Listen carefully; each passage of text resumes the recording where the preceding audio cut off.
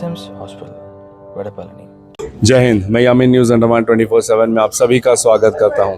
आप मेरे बैकग्राउंड में एक पोस्टर देख सकते हो। ये पोस्टर जो है auto Andaman association of tour operators इनके तरफ से लगाया गया है। आज यहाँ होटल लेमन ट्री में जो है टूरिज़्म स्टेक होल्डर्स का एक मीट रखा गया। आटो के कई सारे members, stakeholders and India tourism plus हमारा सेक्रेटरी टूरिज़्म मैम, इन सब की मौजूदगी में आज यहाँ पर विनोद सर ने ये जो छोटा सा कार्यक्रम आयोजित किया है, इसका प्रभाव जो है बहुत बड़ा हो सकता है अगर आज यहाँ पे जो भी बातें डिस्कस हुई है उस पर पूरी गंभीरता से सोच विचार किया जाए, उसको हकीकत में ग्राउंड में उसको इम्प्लीमेंट किया जाए। तो जी मैं बात कर रहा हूँ टूरिज़्म की, और जब बात टूरिज़्म की करते हैं हमारे अंडमान निकोबार में तो auto Andaman association of tour operators के प्रेसिडेंट श्री विनोद जी का नाम हमेशा आता है। हम जानते हैं कि अंडमान में टूरिज़्म को बढ़ावा देने के लिए, टूरिज़्म को किस तरीके से प्रगति की ओर लेके जाने के लिए, इसमें क्या क्या नई चीज़ें जोड़ने के लिए विनोद जी का बहुत बड़ा सहयोग रहा है हमेशा।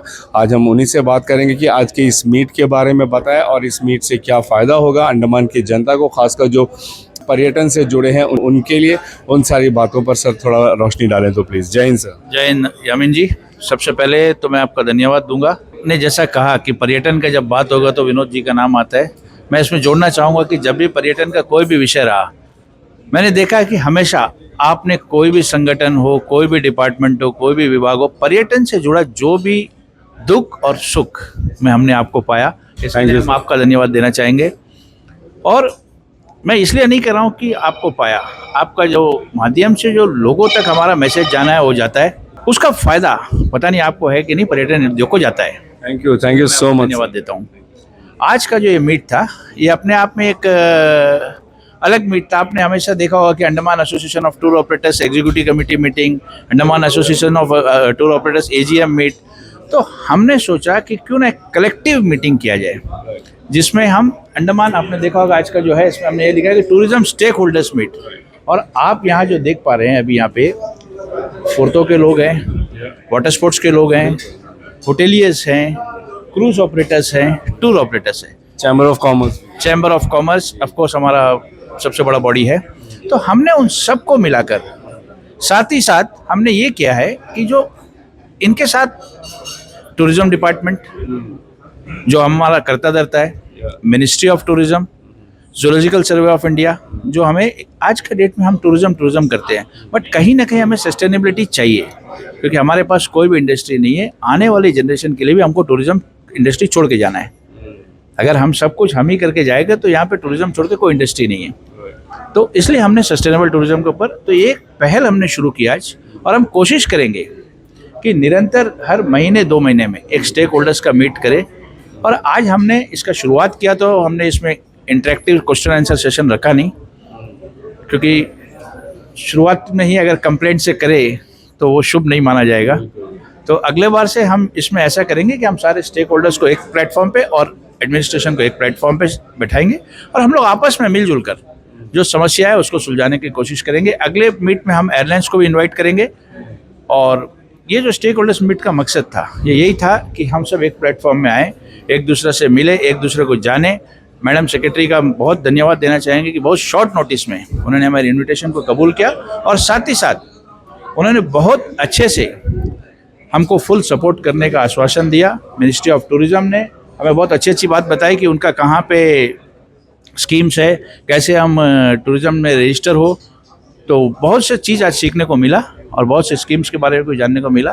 तो हम ये उम्मीद करते हैं कि आने वाले समय में Andaman association of tour operators हमेशा से ही निरंतर ये प्रयास करता रहा है कि पर्यटन से जुड़े जो भी समस्याएं और जो भी इशूज़ है उसमें हम कुछ हद तक स्टेक होल्डर्स का आवाज़ बने। हमारा हमेशा ये प्रयास रहा है कि हम उनका आवाज़ बनकर प्रशासन तक पहुँचे। सर बहुत अच्छी बात है कि आप आवाज़ बनना चाहते हो। आप सरकार कई सारे स्कीम्स निकालते हैं, लेकिन हम ग्राउंड पे उनको होता हुआ क्यों नहीं देख पा रहे हैं? क्योंकि I am really sorry to ask this, लेकिन हम चाहेंगे कि आप इसका जवाब दें। क्योंकि देखिए पर्यटन से ही जुड़ी कई सारी समस्याएं हैं। देखा जाए तो अंडमान में अगर टूरिज़्म कहा जाता है तो फिर सेलुलर जेल, शहीद द्वीप, स्वराज द्वीप, इसके अलावा और कुछ नहीं। बाकी सब का इतना प्रोजेक्शन क्यों नहीं है? क्यों उनको उतना महत्व नहीं दिया जा रहा है?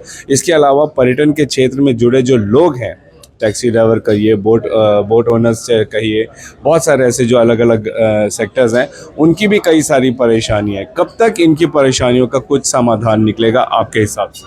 मैं आपसे सहमत हूँ। Thank you. जहाँ तरक्की है वहाँ समस्या है। राइट। पर्यटन आज मैंने जब स्टार्ट किया था, मैंने 1993 में इनके होटल में काम किया, वहाँ से मैं स्टार्ट किया। 98 में मैंने अपना ट्रैवल स्टार्ट किया। तो पर्यटन एक बहुत बड़ा सागर है, इसमें समस्या आएगी। और मैं आपसे पूरी तरह सहमत हूँ कि ग्राउंड में आज टूरिस्ट का पास क्या है। 3 दिन वो आता है, नील हैवलॉक। आज हम लैग क्यों कर रहे हैं? क्यों हमारे पास टूरिस्ट रिपीट नहीं आ रहा है? हमारे पास रिटर्न गेस्ट इसलिए नहीं आ रहा है, रिपीट गेस्ट इसलिए नहीं आ रहा है कि हमारे पास डेस्टिनेशन नहीं। आज यामिन भाई अपने परिवार को लेके आया, नील हैवलॉक घुमा। नेक्स्ट 2 साल बाद आपने फोन किया, विनोद जी मैं आपका सर्विस बहुत अच्छा था, दोबारा आना चाहता हूँ। कहाँ घुमाओगे? सर नील हैवलॉक। तो इस विषय पे Andaman association of tour operators, आपके पास काफी इंटरव्यूज होगा, हमारा काफी लेटर्स होगा। हम निरंतर प्रयास कर रहे हैं कि नई जगह को खोलिए, नए डेस्टिनेशंस को खोलिए। आप ओवरक्राउड एक ही जगह को करोगे तो आप अपना डेस्टिनेशन को कहीं ना कहीं किल कर रहे हैं। और मैं आपको आश्वासन दिलाना चाहता हूं कि प्रशासन इस विषय में अब बहुत गंभीरता से काम कर रहा है और आपको आने वाले समय में देखने को मिलेगा कि बहुत से नए द्वीप खुलेंगे। और जो आपने बताया टैक्सी ड्राइवर्स के प्रॉब्लम, टूर ऑपरेटर्स के प्रॉब्लम, धीरे धीरे हम इसको कोशिश कर रहे हैं। ये जो मैंने बताया ना, ये पहला मुहिम है।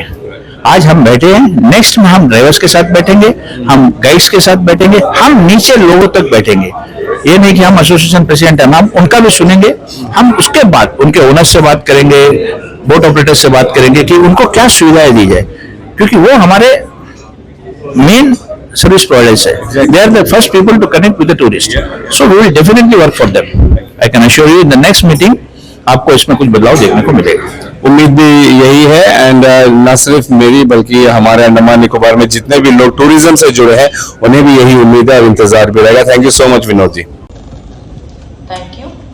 First of all, let me congratulate all of you for coming here, and the fact that this is a full house shows that the enthusiasm of the tour operators, the hotel owners, the boat operators is on a high.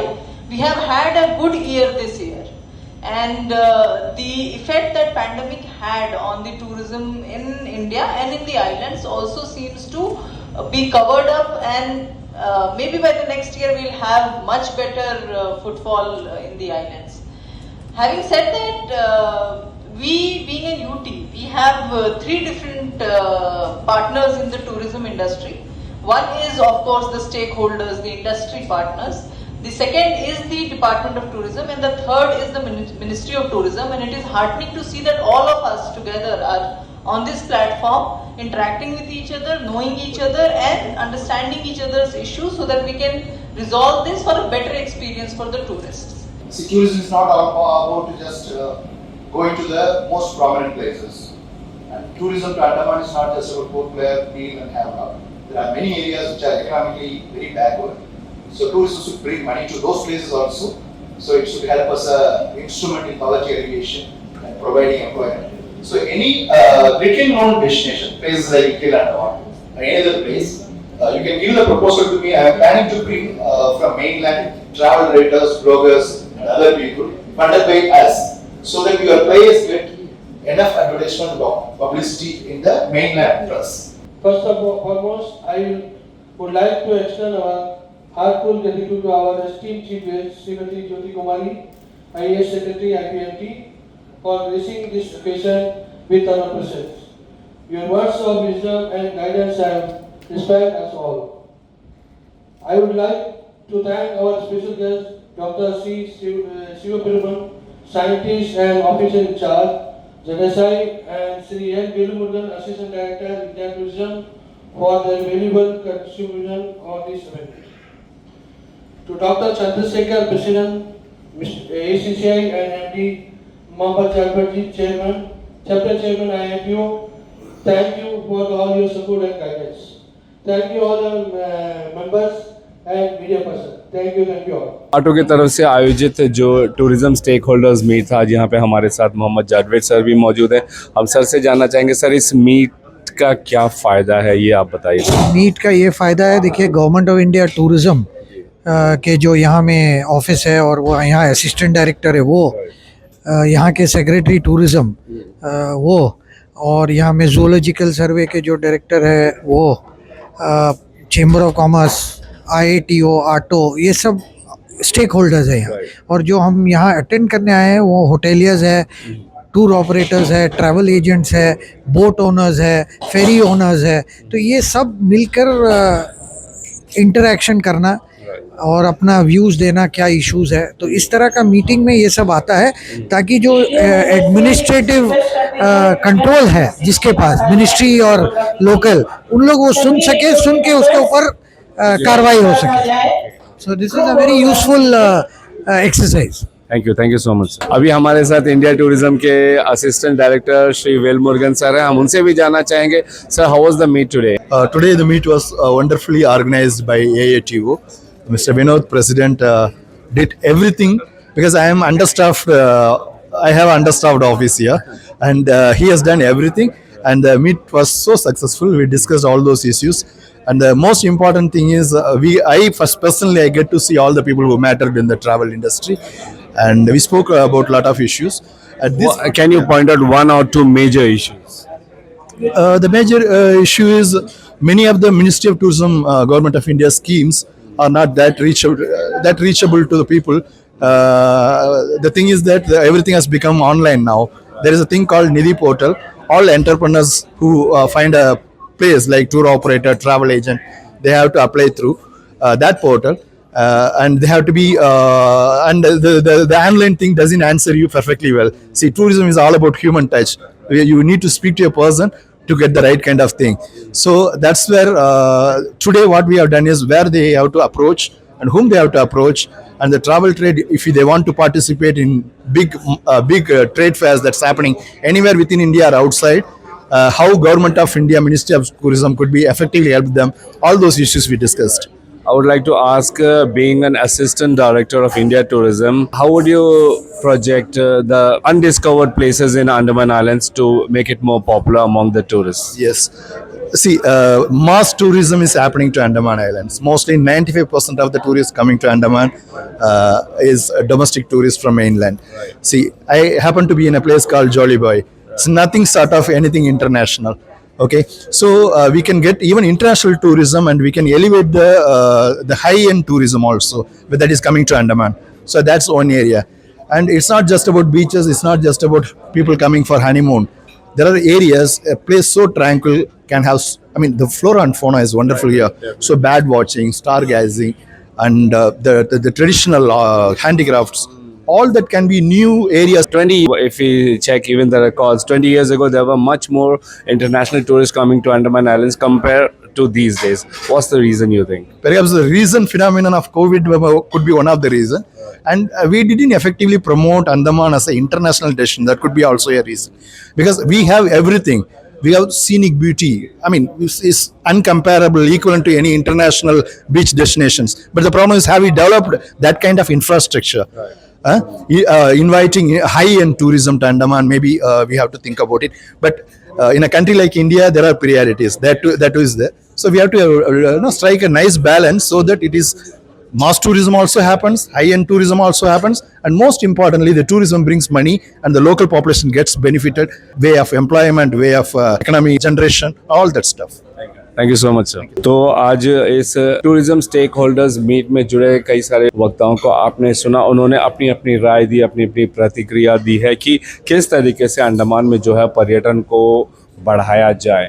एक बात Vinod sir ने कहा कि सिर्फ हम हमेशा शहीद द्वीप, स्वराज द्वीप, जिसको पहले नील एंड हैवलॉक आइलैंड कहा जाता था, सिर्फ उन पर फोकस करते हैं। ज़्यादातर अंडमान में जो भी पर्यटक आते हैं वो इन्हीं नामों को अपने जहन में रख कर आते हैं, लेकिन हमें ज़रूरत है, अगर हमें यहाँ पे ज़्यादा टूरिज़्म चाहिए तो हमें न्यू डेस्टिनेशंस ओपन करने की ज़रूरत है। इससे हम पूरी तरह सहमत हैं, लेकिन ये कब होगा?